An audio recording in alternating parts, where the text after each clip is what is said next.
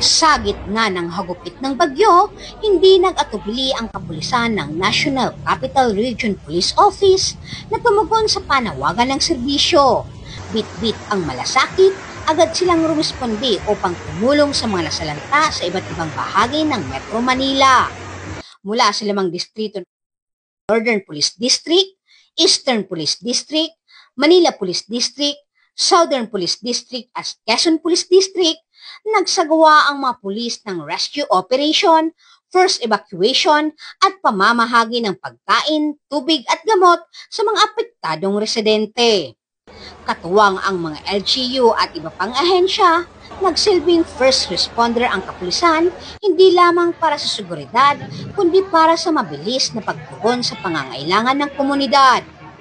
Sa mga evacuation center, matatag ang presensya ng kapulisan upang mapanatili ang kaayusan at maghatid ng kapanatagan sa mga lumikas.